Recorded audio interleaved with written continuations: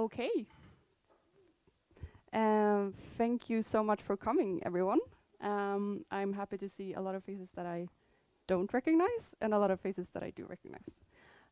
So welcome to this Existential Hope meetup, as we've called it. Today we're going to discuss the concept of existential hope. What is it?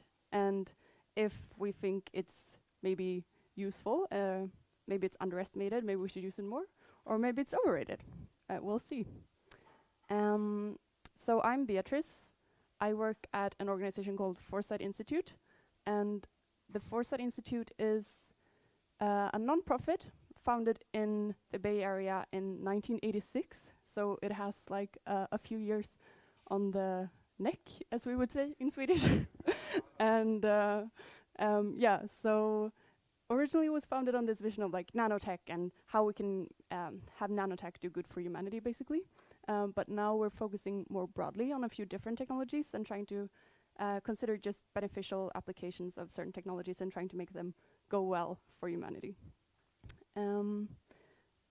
Yeah, so in terms of the Foresight team in Sweden, that's me. We're a remote team, so whenever someone asks me where our office is, it's in my apartment. And yeah, we thought it would be fun to bring people together here because there was this conference this weekend, and so we had like all these interesting people in Stockholm, and we just wanted to take that opportunity to discuss these questions here, and we wanted to collaborate with Impact Academy. So welcome, Ville. Thank you, Beatrice. Yeah, I'm Ville. I am the proud co-founder of Impact Academy, and we have existed for, I guess, a month, so a few days on our neck, so to speak. And we are an educational and field-building organization trying to equip young people from all over the world with to help us contribute to flourishing futures. We just wrapped up our first program called Future Academy, and we have some fellows here, which I am very happy to see. And with that, we'll kick it off. As Beatrice said, where am I on this thingy? There we go. The purpose of this is simply to explore existential hope, what it might mean and if it's useful for us. And the approach, the agenda for the day is quite straightforward. You have all had a little bit of meet and greet. Please grab fika and stuff if you want. Then Beatrice is going to lead us through fireside chats with our lovely panelists, or lovely fireside chat speakers. And then I'm going to host a panel where you're going to get an opportunity to ask questions. So if you come up with a really good question, then keep it for the panel. And then there will be a light dinner and some free discussions at the end. We're going to be out of here by 9 o'clock, but if you're having super duper interesting conversations and want to keep having them, there is a cool bar super close, Sky Bar, so I suggest that couple people can go there and continue the night. And with that, I am going to turn to Beatrice. Yes, so we start here. This is a concept that I think a lot of people are familiar with. I think everyone who was at this conference, EEGX Nordics, this weekend definitely is familiar with this concept. I think it's pretty straightforward that existential risk, something threatening the destruction of the long-term potential of life, is something we should definitely pay a lot of attention and resources to. On the other hand, we have this concept of existential hope, and with this one, it's maybe not so straightforward that we want to pay attention to this. So existential hope is basically a little bit the opposite of existential risk. I guess it's something, thinking of like a future world where everything goes really, really well, and trying to sort of steer towards that and trying to achieve that. And so the concept originated from a paper by Oxford philosophers Toby Ord and Owen Cotton Barrett, where they wrote about this where they try to define existential risk and existential hope. And they use this term eucatastrophe, which is the opposite of a catastrophe, meaning we have an event and instead of everything being like much worse off, everything is much better off. So we have a lot more expected value than after that event, than before that event, sorry. And so one example that they mentioned in the paper is the creation of life. So that one is, yeah, it's a big one, pretty big catastrophe. I tend to use a looser definition. Just want to preface that. When I think of eucatastrophes, that I had a workshop this weekend asking people of potential eucatastrophes, and we got ideas on everything from like redefining the financial system or like eradicating all infectious diseases. Like I tend to use a definition that goes more something like that. Yeah, so I think I'll hand it back to you, Ville. Oh, thank you for that. So why might this be an interesting concept? Well, Beatrice kind of alluded to it here. So just realizing this, that there is things that can be just as like bad as existential risks are bad. There could be things that are just as good, but in the opposite direction, that is. And realizing that might be important in and of itself, because then we can actually try to find these things. And then, wow, there we go. And here, Toby Orden and Cottenberg also points out that having a framework for thinking about these questions might help us like do a better job of actually finding them. Moreover, we think that this can help people, motivate people to take action for the long-term future of humankind. So first of all, it's just a complementary framing. So some people might be attracted to risk framings and thinking that induces them to take action towards doing good for humanity in the long run. Others might be less attracted to this type of framing and instead be more attracted to a hopeful framing. Moreover, there is research suggesting that hope in general induces more action than negative messages or risk-focused messages. This mainly comes from climate studies on climate change, but reason to believe that it pertains more generally to risks for the far long-term future. And then last but not least, there seems to be something good with just hope in and of itself as a concept to be equipped with as a human being. So it seems to be able to work as kind of a buffer that can protect us from losing motivation when the going gets tough, so to speak. It also seems to be correlated with many good things, such as just achieving good things generally in life. And with that little intro to existential hope, we're going to stop talking and we're going to invite our dear fireside chat speakers. So Anders, Risto, and Hayden. We'll bring you on one at a time. So our first speaker is like the transhumanist superstar of Sweden. I recently even saw him appear in Aftonbladet, which is like the biggest newspaper, saying he was going to freeze his brain. So Anders is, I guess, a futurist and a researcher, and he's currently at the Future of Humanity Institute in Oxford. And so, yeah, Anders, welcome.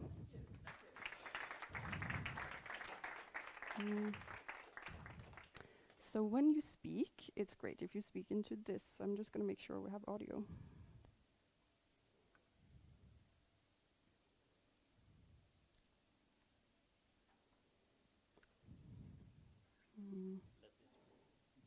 Yeah.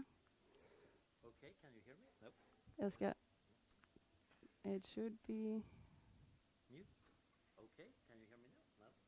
No. It says mute on question mark, which I find absolutely hilarious. Even it doesn't know if it's muted. This is the thing about like advanced technology. Very difficult. Yeah. Okay, let's see now.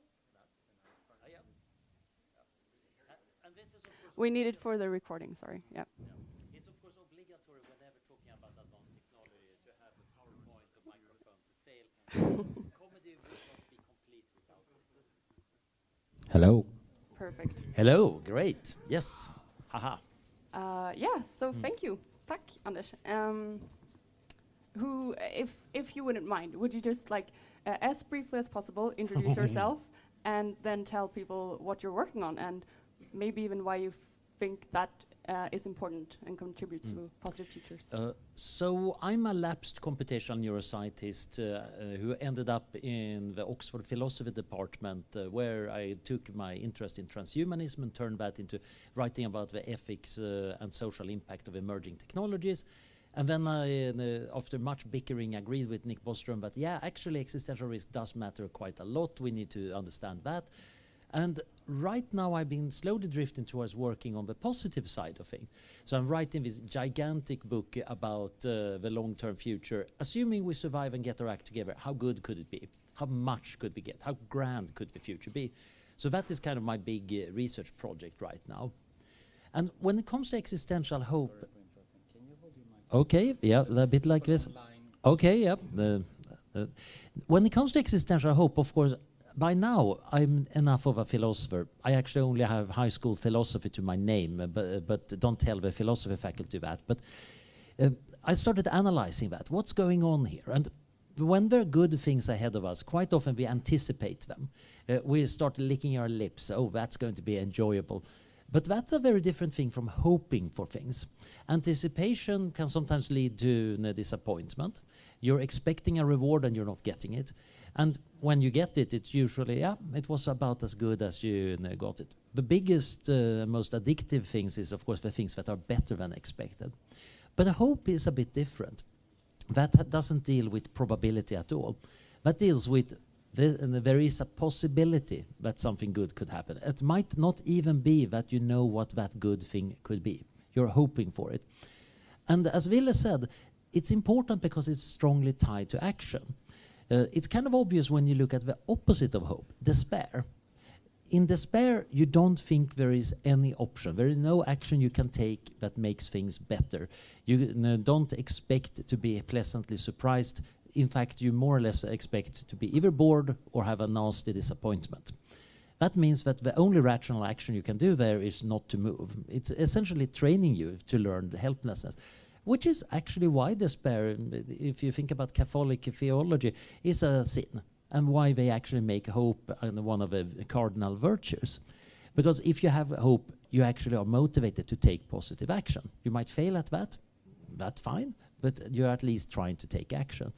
And I think when thinking about our future in the large, it's important to develop a sense of existential hope. We have a hunger for hope in our culture. And unfortunately, as we're going to discuss probably, there is this idea that, oh yes, hope is for foolish people. The serious people are all very ironic and cynical about everything. And that is a realistic view, which means that indeed the world will become as bad as the cynics expect it to.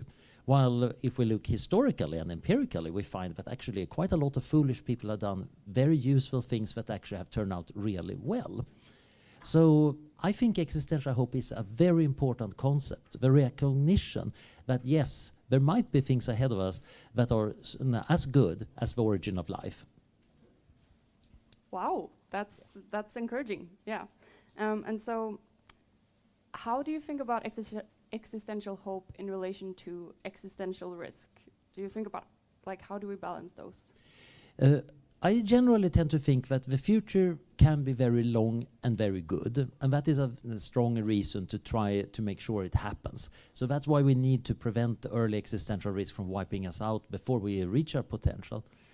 But how good could the future be? We don't know, and there might be much more value than we expected. The origin of life, as an example, is interesting because it added a new kind of value to the universe. Before that, there existed rocks and stars. That might have some kind of intrinsic value, but life is much more plausible to have intrinsic value or generate value. That's interesting. Over the history of the universe, we have had at least one, and probably several cases where new kinds of value come into being. And it would be rather weird if we are it. We have finally reached all the possible values. Indeed, there might be new kinds of value in the future. This leads to profound uncertainty, because we can't know what these values are, just that they might be extremely valuable. It also leads to epistemic humbleness. We need to be open for these possibilities. And that humbleness means both, of course, that we need to be rather careful with our thinking. We don't want to lock in the future too much, because if we do that, we might lock out certain potential values that we don't know about.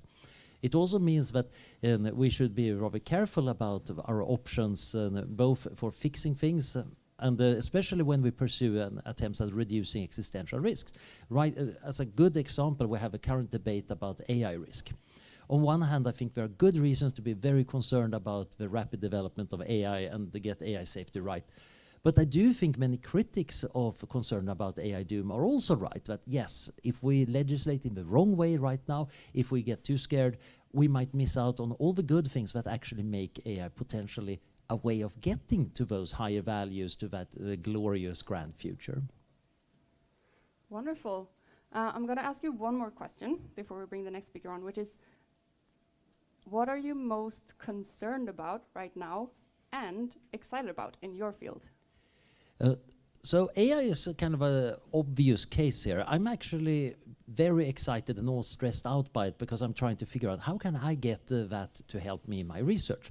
And mostly I discovered that it's mostly messing up stuff, but quite often in interesting ways. And it's kind of triggering me to think about what other research I need to do. There are definite real problems with AI development right now, but there is also great opportunities. But in the larger, I think we're seeing this with a lot of fields. Back in the 90s, when we were starting the Swedish Transhumanist Association and envisioning the future, or even in the early 90s, when I was on the Extropians list and met the people from the Foresight Institute online, our visions of the 2020s, they were kind of naive. We imagined various technology arriving much earlier than they did. Nanotechnology, unfortunately, got delayed quite a bit. We didn't know really where AI was. Space, we looked very, very far away. Biotechnology, well, we're expecting good things, and the life extension should be done by the end of the 90s, right? Instead, things arrive at a different order. But right now, a lot of the things we were dreaming about are happening, which is quite often, of course, not that reassuring, because your dreams are not always nice when you encounter them in real life and both realize that we need to fix the bugs here and we need to pay for them. And oh no, who are the other people using these interesting dream technologies? But actually, a lot of the visions are happening right now. That is exhilarating to the extreme. You don't need to be a believer in an imminent technological singularity to recognize that this is going to be a pretty awesome decade. It's going to be turbulent, it's going to be interesting in the may you live in interesting times perspective. But that also means that we have a really important role as future-oriented people who want to make the world a better place. We actually have our job cut out for us. We need to do things. It's going to be uncertain what we need to do. We're going to disagree with each other in many important ways. But it's so much better than being in a frozen era where we might dream about one day maybe these technologies exist. One day maybe politics could change. One day maybe the world system would be shifting. They are all changing right now, and it's kind of up to us to get involved with that. Well, wow, I'm impressed you were like finding the extropianism stuff in the early 90s from here. That was the first thing I did when I got onto the internet in August 1991. I learned how to use Usenet, and then I found the Extropian mailing list and subscribed to it. That's amazing. I recommend the Foresight newsletter now, by the way. So yeah, I think, and also it's very encouraging to hear you say that we have an awesome decade ahead instead of like terrifying, which I think is where maybe most people go, or yeah, I go. So yeah, thank you, Anders. Thank you. Thank you. Well, so Anders already mentioned AI a few times. It's going to shape the next decade and decades to come. And so our next speaker is Risto Uuk. He is a policy researcher at the Future of Life Institute, and I think he's focusing especially on the EU AI policy, EU AI Act. And previously, he worked at the World Economic Forum and did research for the European Commission. So welcome, Risto, come up.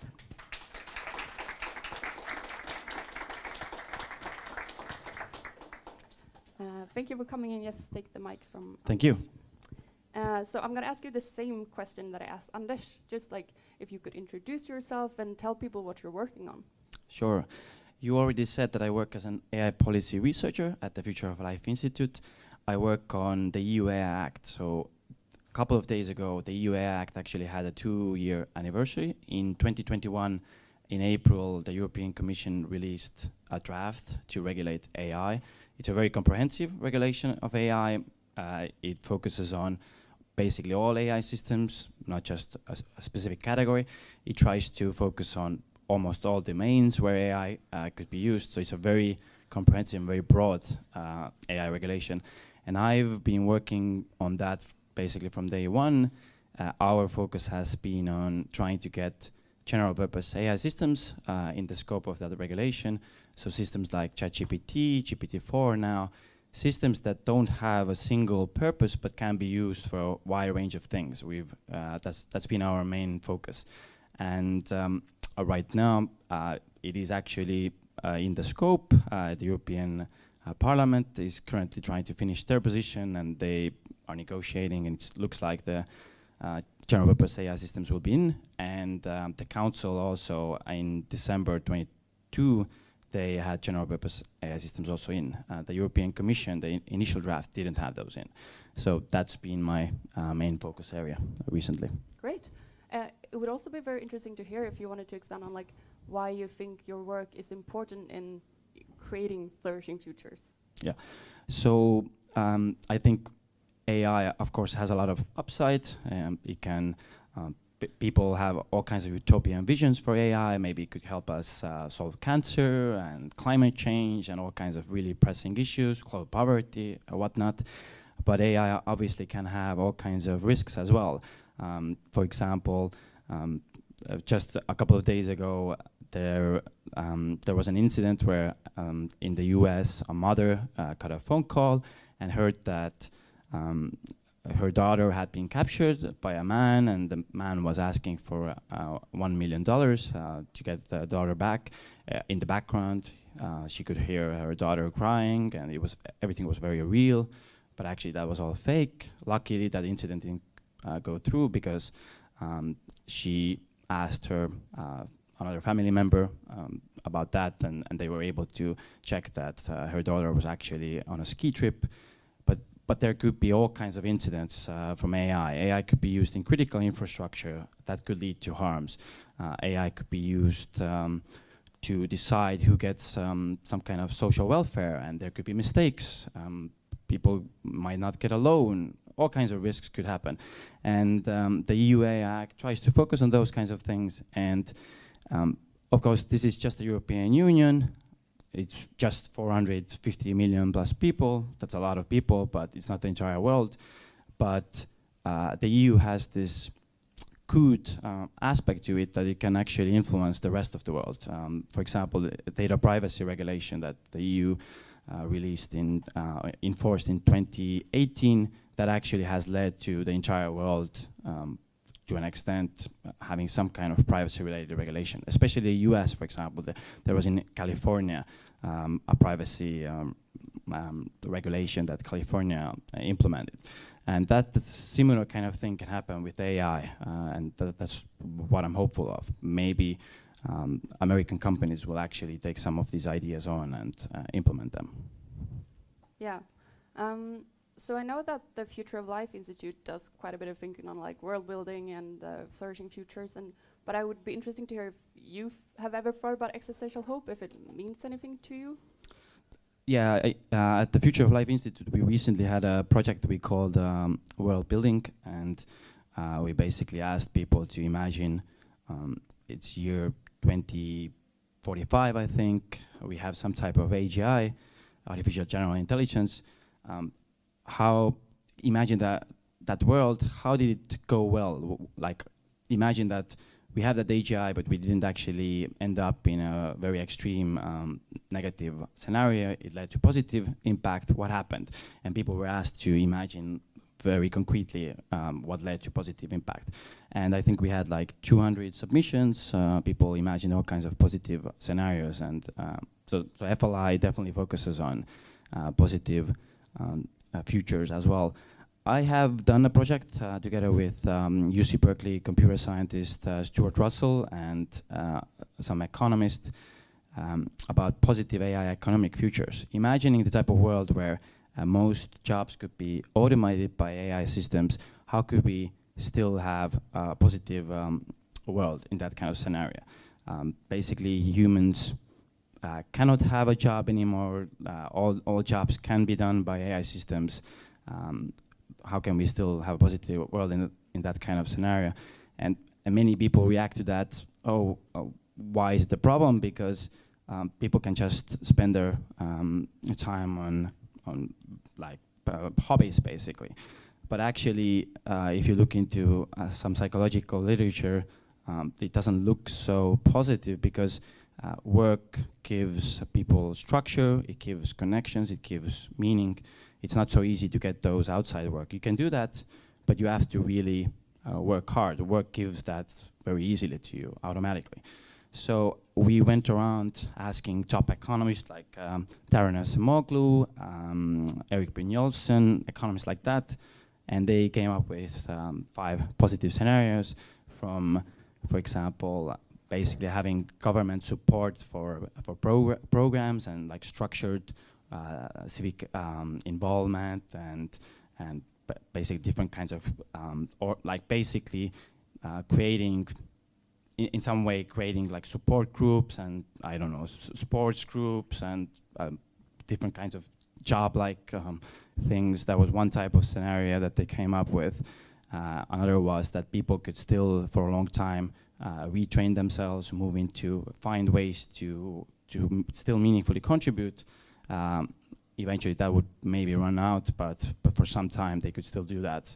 And various other scenarios were given there as well. I think that was one example of how I directly work on positive futures. Yeah, thank you. Well, and briefly, I'll just ask you also, like, would you say you've become more or less hopeful lately?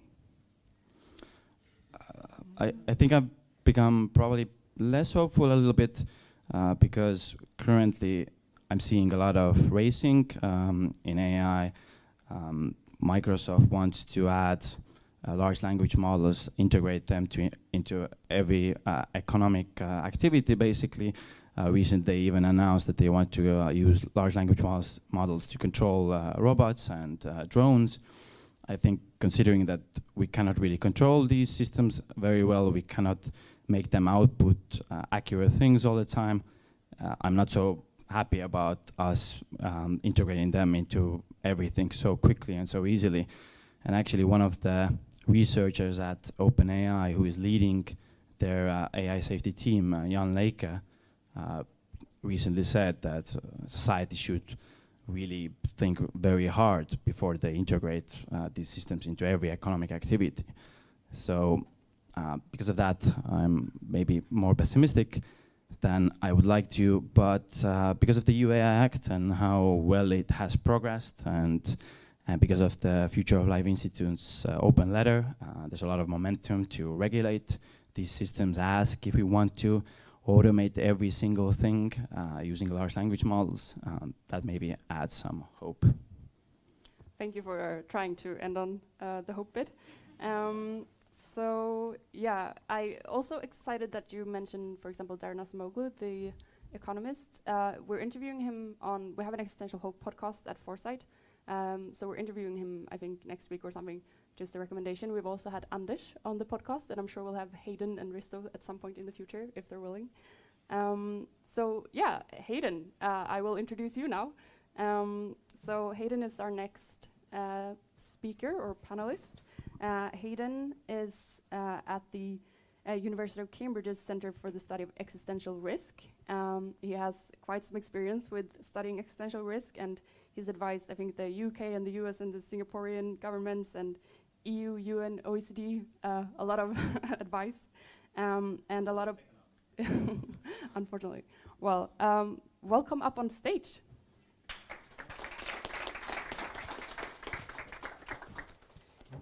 Hi. Hi.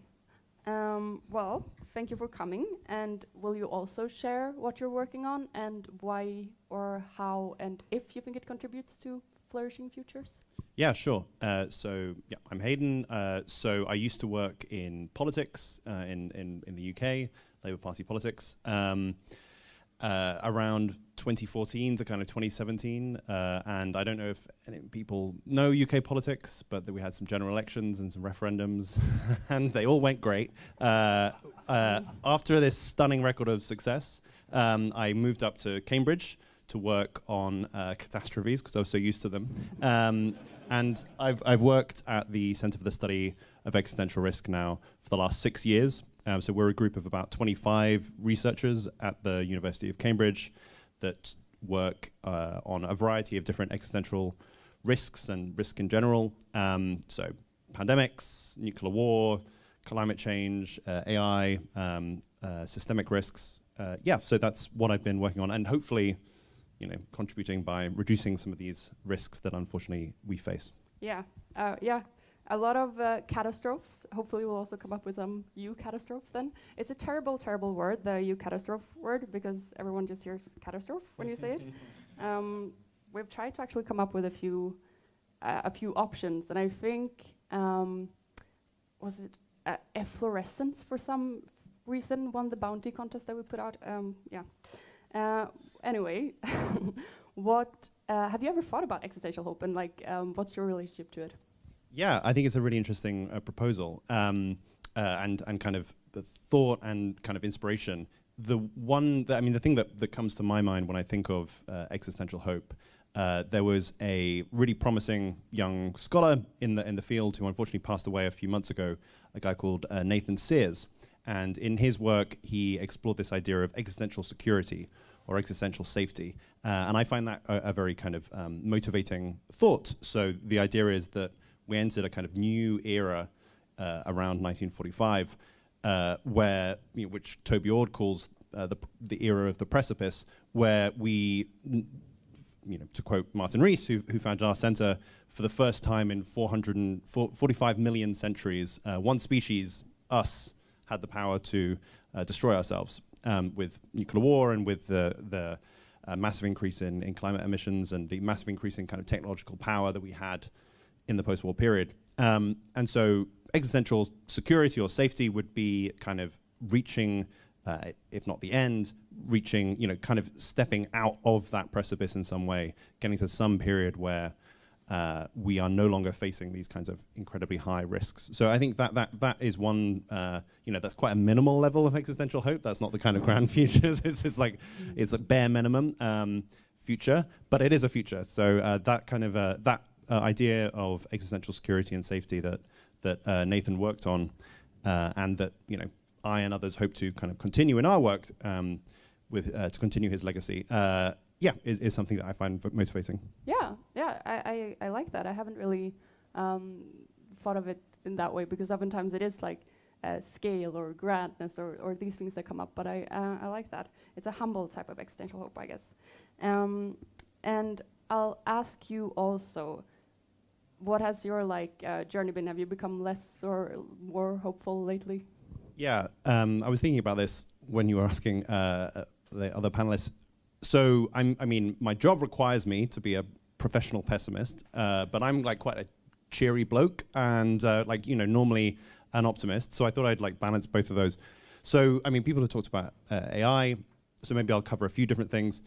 The last time I was here in Scandinavia was about kind of 4 years ago, back in 2019.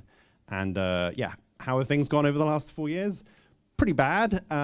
We kind of wasted a lot of those years on climate change, not reducing emissions as much as we should have. We've had this, disastrous pandemic that killed maybe 20 million people worldwide. So the fastest killer in terms of infectious diseases since probably the Spanish flu 100 years ago, though not the biggest killer. That dubious honor maybe goes to HIV/AIDS from the 80s and into the 90s. The pandemic, and what the pandemic also revealed is the kind of vulnerability, the systemic vulnerability of our society, the supply chains we all rely on, and how easily those can be kind of shaken and disrupted. And then, just to end on a really, really glum note, nuclear war. We're probably facing at least the worst situation for the last four decades. So at least the worst situation since 1983 with the Petrov incident, where we came very close to nuclear war. And I would argue maybe it's even worse than that. Maybe it's the worst in 60 years, because at least in the 80s and the 70s, you didn't have these explicit nuclear threats as Putin is now throwing around. And then, in addition to all those, that risk, a lot of the arms control agreements that have been set up over the last 50 years. Last year we celebrated 50 years since the signing of the Biological Weapons Convention and the Anti-Ballistic Missile Treaty in 1972. A lot of those kind of treaties that have bound the major states and kind of constrain them have either been completely scrapped or are severely weakened. New START, Putin just pulled out of that, and it expires in 2026. Anyway, that's very depressing. So, but I'm a cheery guy. So, optimistically, I guess on climate change, I think in what the pandemic showed is that when governments want to act, they really can, and societies and companies and so on can operate together and respond very rapidly. And I think we're seeing some very hopeful things in the EU and the US in terms of these massive subsidies that are now going into clean energy. And we are also seeing that it's just in everyone's direct, selfish financial interest to invest in renewables and move as quickly as possible. So I think that is a good thing, right? It's not this constraint that we have to overcome. It's just go, go, go as quickly as possible. And then on kind of bioweapons and nuclear weapons, this is a very depressing thing. The invasion for everyone, and it's kind of unprecedented in many of our lifetimes, but it's not really unprecedented in kind of Cold War history. So there was a real strong movement to arms control in 1968, and that got delayed by the Soviet invasion of Prague. And then there was another kind of really big hopeful moment at the end of the 70s, which got kind of delayed, and things kind of fell apart because of the Soviet invasion of Afghanistan. But in both of those situations, a few years later, there were this real big progress on arms control agreements. So my hope would be that in a few years, once Putin has kind of realized what a colossal mistake he's made, that there will be this push again to have some sort of settlement and to have agreements that constrain nuclear weapons and biological weapons and so on. So that's my kind of optimistic take. So yeah, I think that's great, just showing that there are things we can do. If the pandemic has brought anything positive, it's kind of show that governments can take action if they feel that it's urgent enough. And hopefully they get a growing sense of that now. Anyway, I'm going to hand over to Ville now, because we're going to do a bit more back and forward panel. But thank you so much, guys, for doing this. And thank you. Thanks so much. Thank you. Before I invite all of you to ask your question, I wanted to give the panel an opportunity. Is there something that you would like to comment on or ask any of the other guys here? I might want to riff a little bit on your point there about the last few years.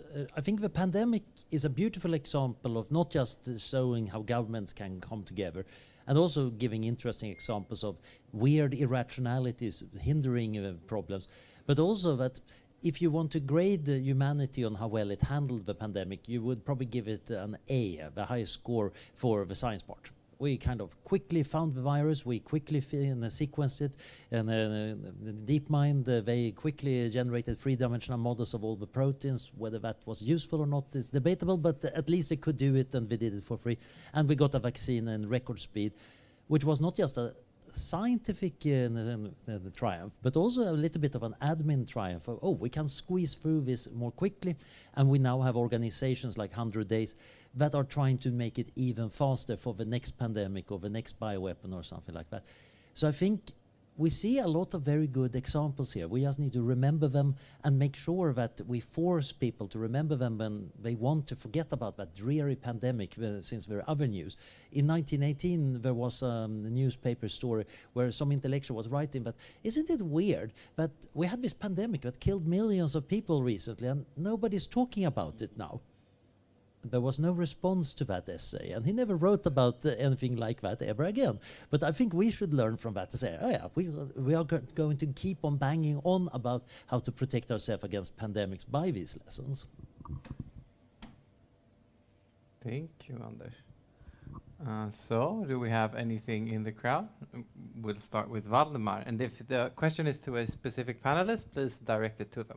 Thank you. I would like to ask Hayden a follow-up question, namely of one thing that took my hopes for the future down a peg, namely how often we, global society responds to global catastrophic risks. Namely, it often is sort of what you told, that it's a go, go, go. Let's push all resources into one solution. Let's build an AI Act, a very large-scale solution that often is brittle, instead of trying to find dynamic solutions, finding specific targets. And this is, of course, difficult, more difficult, especially from a policies point of view, because you often, well, you're not doing anything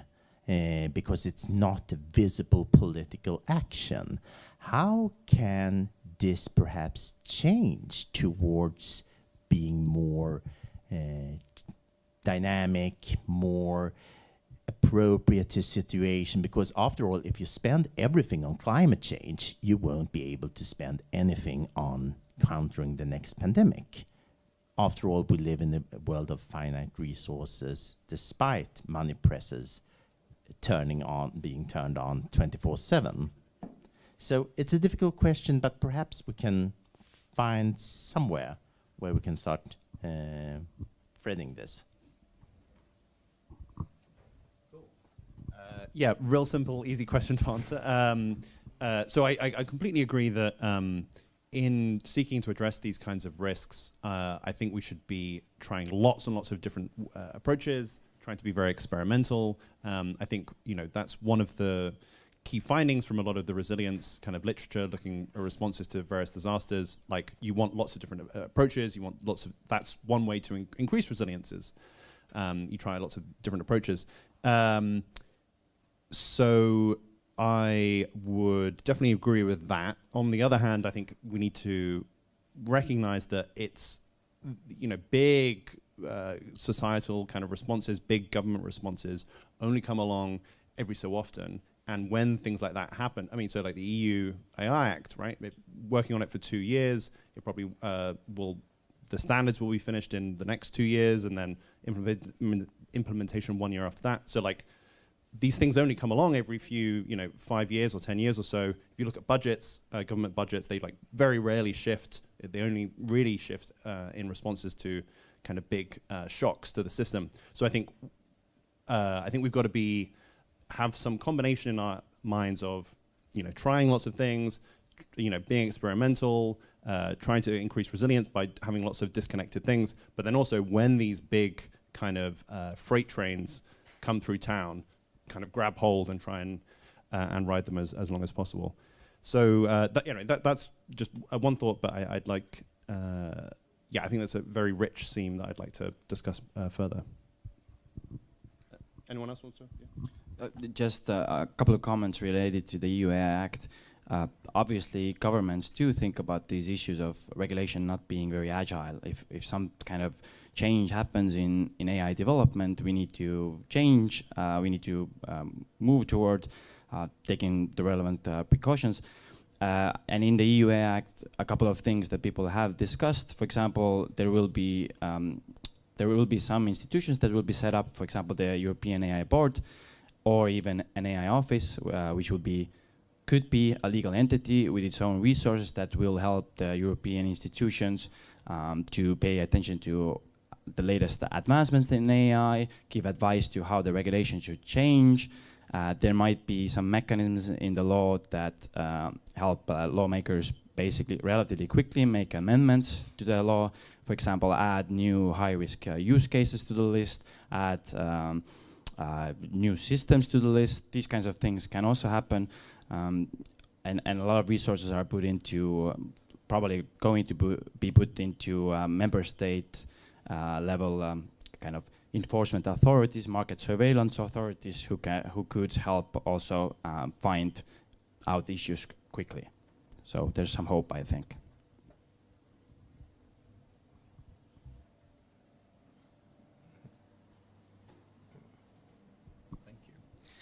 So Anders, I think it was you who said that, who quoted "May you live in interesting times," and I agree. I also believe that the coming decade will probably be the most interesting of at least my life, and I assume most of the people in here. But I was thinking, so people don't necessarily respond to even positive change particularly well. So like, how do you think society will respond to rapid change and even positive such? And do you think it will be like an eerie sense of like something like happening all the time? And like, yeah, I would like to hear your input on that. There is a fair bit of theorizing that, yes, when you have a lot of change in society, that's where people feeling a lot of stress. That's where suicide rates go up, according to Emil Durkheim. I'm not certain that actually replicates in the modern era. But I think it's very true that future shock and the information stress are a thing. I think most of us experience it. And it's not because we have too limited options. It's just we have a lot of options, and many of them are good options. We have to choose between really interesting projects. We have an endless amount of information that all would be delightful. And as we're trying to enjoy the latest Netflix movie, we realize that there might be something onto the Apple TV at the same time. And the day only has 24 hours.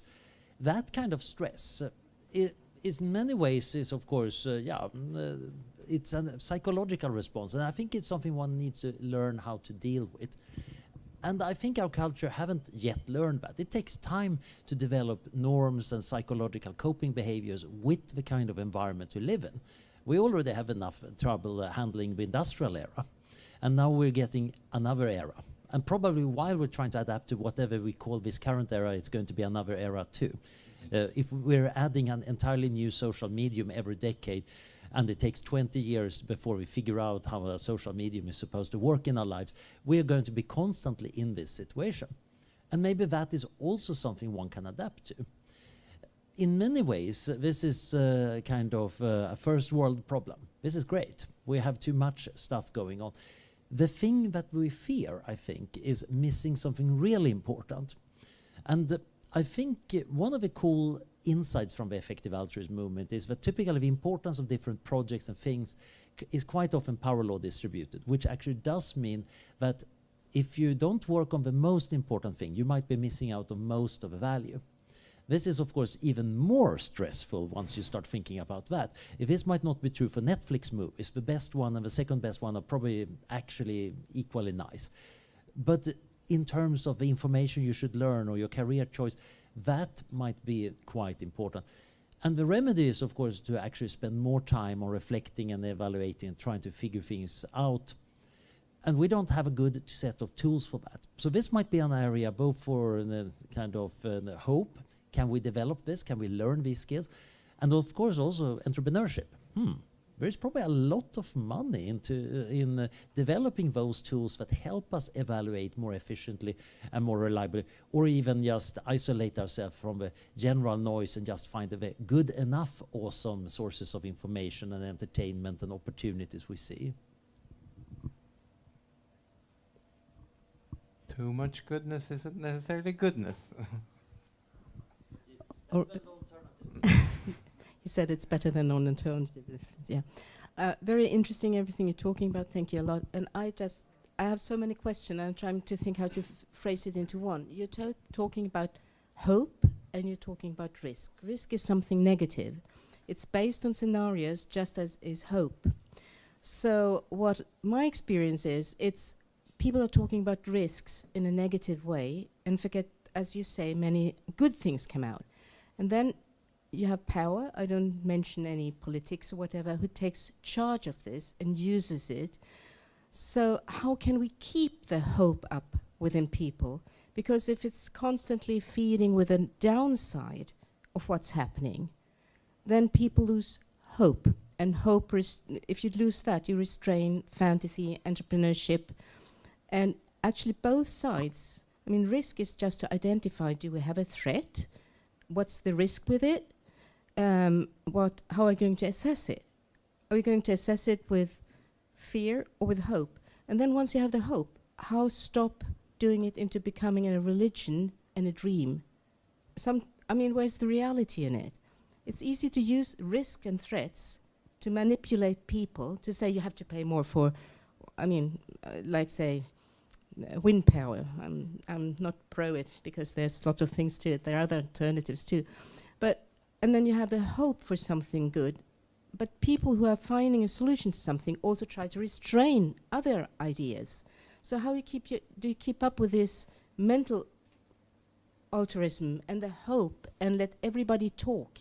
It's so easy that I'm a scientist. I'm just talking for my thing.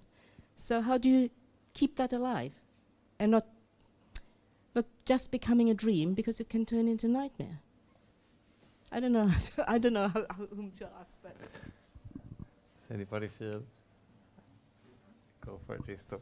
I don't know if I have a good answer, but a few thoughts. One is I would encourage people to be like, we should teach people to be more critical thinkers. That if we read some article which title says, for example, AI will kill us all, I would recommend people not to kind of agree with that immediately and like feel emotionally that, oh my God, AI will kill us all, but actually like check what the arguments are, or what's the evidence for that, what are the reasons for that. Unless Anders or I have written it. In this case, you just believe it. When they have written, then be especially critical. So that's one thought. Another thought is that, for example, selling hope, I think you also alluded to that, selling hope can actually also be negative. For example, I feel like AGI companies that are trying to develop artificial general intelligence, they are trying to sell a lot of hope. They are trying to sell a lot of utopia. They're talking about, oh, we are developing this amazing technology that we could use to solve all kinds of global pressing issues.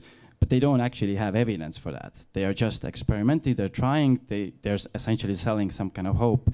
And I think we should be somewhat skeptical of that as well, so that we don't, perhaps this actually leads to very negative outcomes. So not necessarily good answers, but a few thoughts. I guess one interesting question is, are you running away from something or towards something? And is that something concrete or some general direction? A lot of risks are very nice and convenient because they're specific risks, and that means that in a post-ideological society you can get everybody to agree we need to reduce that risk, and that's why you get a lot of risk avoidance. Then you have the more diffuse threats, which are politically very effective because you can get a lot of people to move in your direction because you pretend you can protect against it. But on the other hand, diffuse hopes are quite powerful because a lot of people are trying a lot of different things.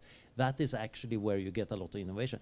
More specific hopes might be good for Apollo projects where you actually implement something and focus on it. But they are also, again, more controllable. There is an interesting asymmetry, and I think we can learn a little bit about the general game theory about hope and risk. Yeah, so I think it very obviously a thought-provoking and interesting question.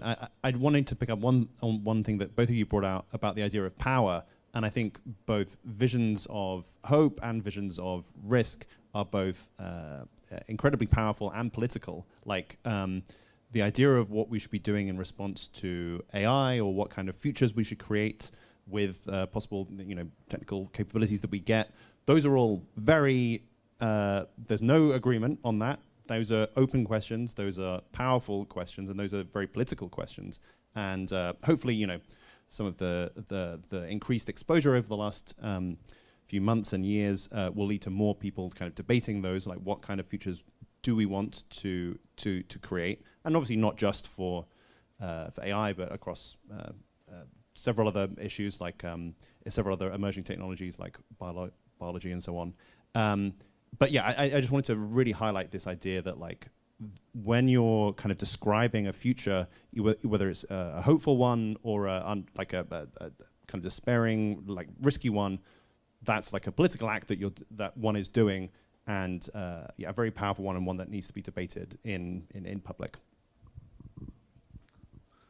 It made me think about something that Hans Rosling said, that like the antidote to it seems like we human beings have an overly negative or overly pessimistic view of the world, and the antidote to that is not like introducing an overly optimistic view of the world. It's like introducing an accurate worldview. And he then goes on to talk about himself as a possibilist, not an optimist. So like saying that things are bad, but they are getting better, and they can become even better, and in the end they can become really, really great. And I think it's a word I like, possibilist.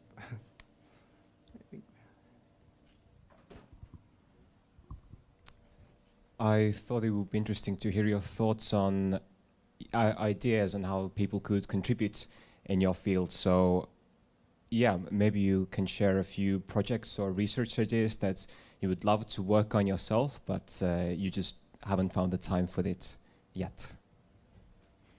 I'm sure Anders has no idea. On my whiteboard in Oxford, I have a long list of half-finished papers, and on top says, I need a co-author for this one, maybe you. And those are just the projects that are finished enough that they actually are a paper.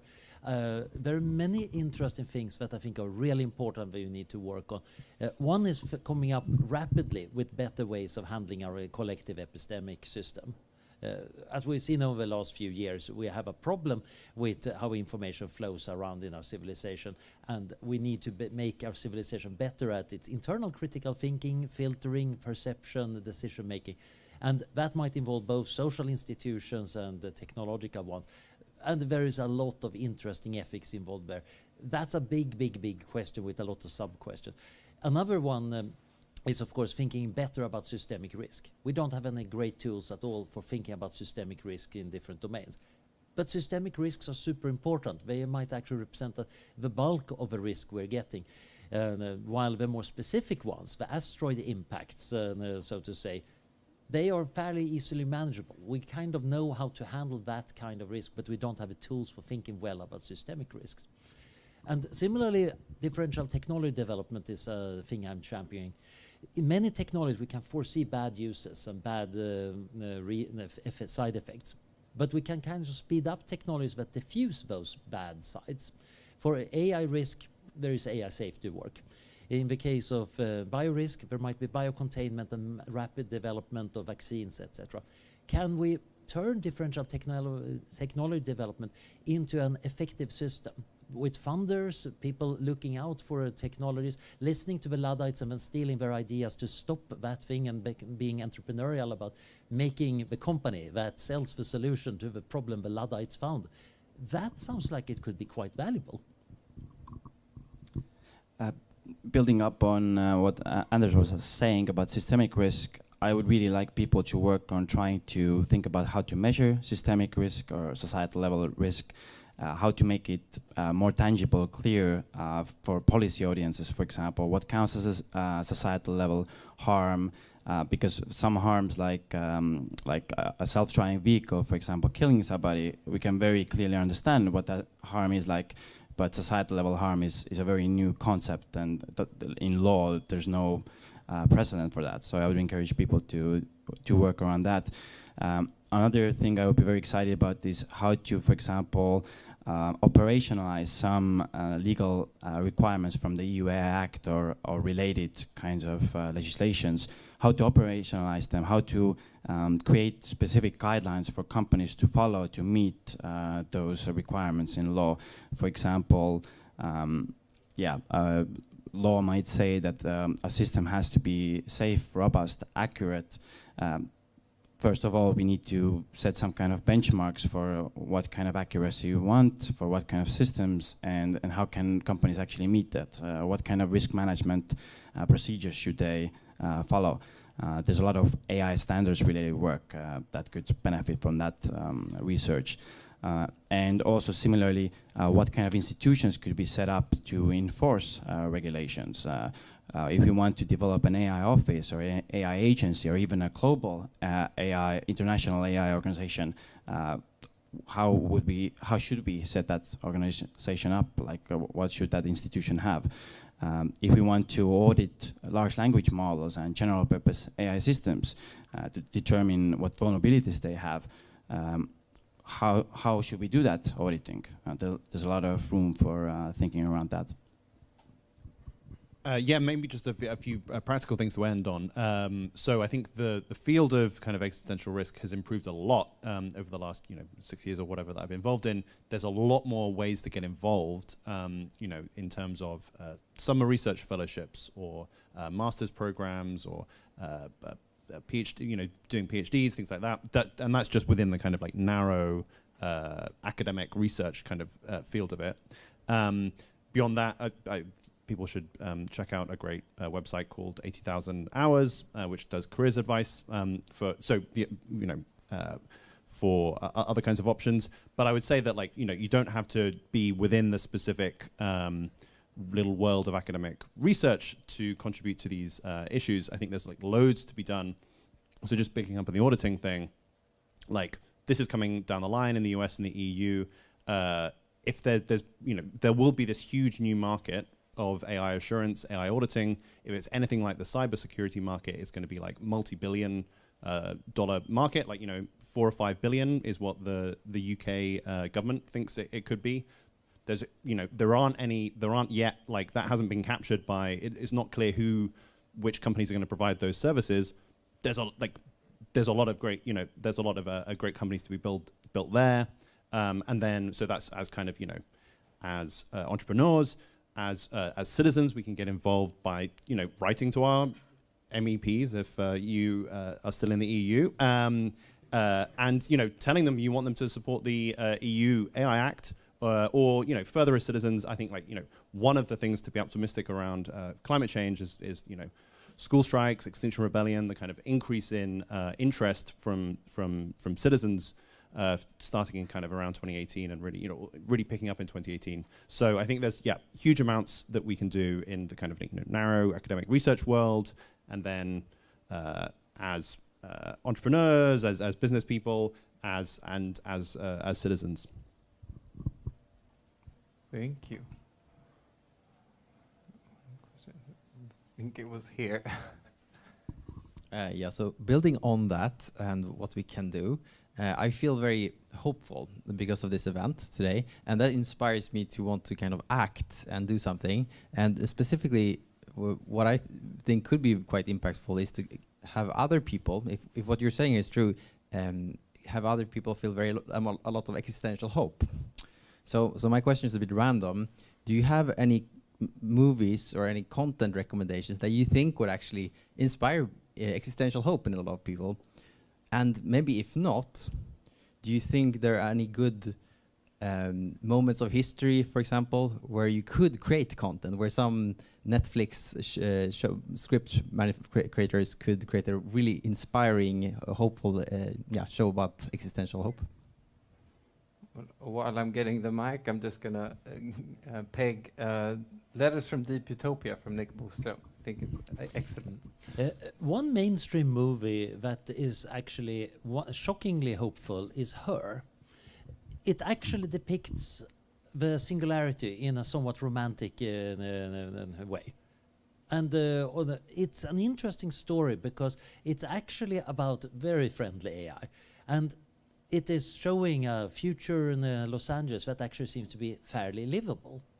It's kind of a quiet thing, but I think it's important to have that. Of course, most people making a story want drama, and it's usually easy to make drama if something is bad. I think there is a story that the standard story consists of a man falls into a pit and then he gets out of it. I think it was Kurt Vonnegut said that is essentially all stories. And there is something important there, of course, but usually people assume that I need a really deep pit to make it interesting. But of course, quite a lot of the biggest and hardest problems we have is when there are different tensions between different good things. So the big hopeful story that has shaped my life a lot is Olaf Stapledon's Star Maker. We're talking weird science fiction from the early 1930s here. It's the grandest of all grand futures. And it's full of civilization meeting the sticky ends left and right. The entire universe is literally, and they end up as dystopias. And it's still hopeful. That is kind of the grandest form of hope. But it's probably not for anybody because it's kind of dry reading. One TV show that comes to my mind is called Next. And why I would recommend that maybe is the AI that took over, wanting to take over, wasn't super intelligent. It was like quite stupid sometimes, and it wasn't able to take humanity over. So that was hopeful. That's like saying the Terminator because they didn't kill every single human. Maybe I'll just say, I think there's a lot of possibility for way more films, TV shows, and things to be made that are kind of, well, one, kind of telling fictional stories about kind of hopeful things, but then also historical events, to just pick up on that. There was a documentary called The Man Who Saved the World about Stanislav Petrov, who was the Russian soldier who decided, I don't think those are really nuclear missiles, and decided not to press the response button. But there hasn't been like a fictional kind of like little thing following his life. I think that would be really cool. Wild that there hasn't really been one on Arkhipov, who was another Russian who didn't make a mistake and saved the world. So he was on a submarine in 1962 in the height of the Cuban Missile Crisis, and the like air conditioning on the submarine cut out, and they're like down there. They're being depth charged by the US Navy, so it's exploding, and they're like all sweating, and they can't breathe, and they're like having low-level carbon monoxide poisoning. And the commander of the submarine is like, okay, this is it, it's World War III, let's press the button. And he was like, no, I think not. I think we need to wait for orders from Moscow, which is great because it his loyalty to bureaucracy saved the world. But so like there hasn't been a movie made about Arkhipov, and like that's wild. Like make that movie. So those are just like two little nuclear thoughts. We're gonna have one last question. Also, just like when we have Risto here from Future of Life Institute, check out their world builds. They're really, really, really cool. Yeah, we'll finish off here. Burning question. I have like the suspect that this hope is based on belief that technology could help in that. But let me throw on the table this suspect that maybe it's possible that technology is actually the opposite of what can take us to a good in a good direction. Like, look at us. I'm super quick. Look at us. I mean, the white glare of our eyes. How the hell can it be an advantage, right? Weakness, not the strength that technology provides us, is our evolutionary strategy. We're showing the viscera to the opposite, the enemies and dangers. Our strategy is weakness. What do you think? I think our strategy is adaptability. We use technology, we use social innovations, we use economics to achieve various things, and quite often mess things up rather badly. Learn from that, and then do it less badly, or at least do a new mistake next time. So we are definitely not the strongest species on the planet, but we're kind of running the planet for good and ill because we're smart, adaptive. And a lot of our thinking is not even thinking. Most of the time we're not much smarter than ChatGPT because we're just doing what we did last time or repeating what other people around us do. But that still works, and those moments when we come up with some old ideas, that's enough because they get to spread, and we can then actually affect the future.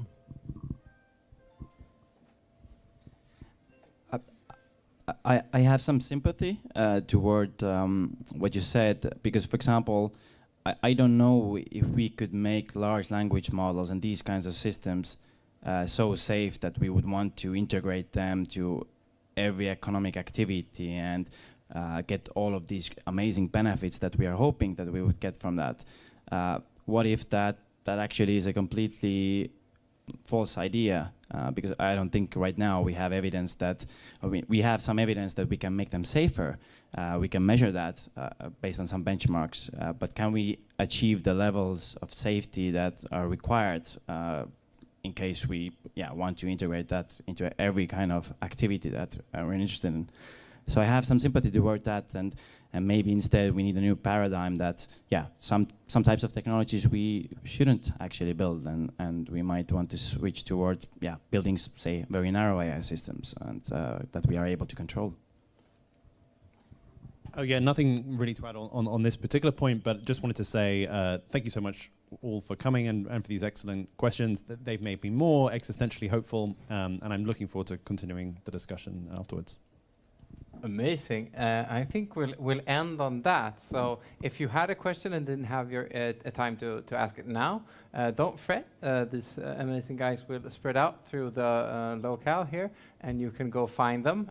Before that, I suggest you take some vegan tacos, and everything you need to know is don't go into the podcast thingy because I will hunt you down, and you need to be out of here by 9 o'clock. But apart from that, have a good time, and a big round of applause for you. And Beatrice has something to say. I do want to say something, because there was a question that I felt very like I have to add on, which was your question, Anton. Hopeful content, existentialhope.com. We have an X-Hope library where we've collected a bunch of hopeful content. So that's what I suggest your next online visit goes there. And yes, so should we say like the topics that you guys will be focusing on? Well, we're all over the place. I'm all over the place, but of course I'm very interested in grand futures. Just how big and good could the future be? Yeah, I can talk about anything, but if you want to talk about AI policy, EU AI policy, I'm game. Again, could talk badly about anything, but I guess existential risk in general. Maybe some of the non-AI ones, if people are keen to just talk about those. Obviously, AI is the most interesting one at the moment, but if people want to talk about the other ones. Thank you, and sorry for interrupting you, Ville. Now, tacos and talk.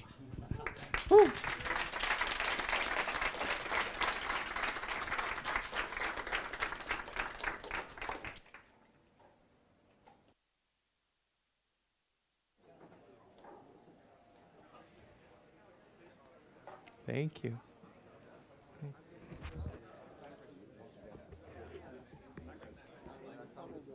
Ja, det var inte så mycket övervakning. 4-5 stycken inom.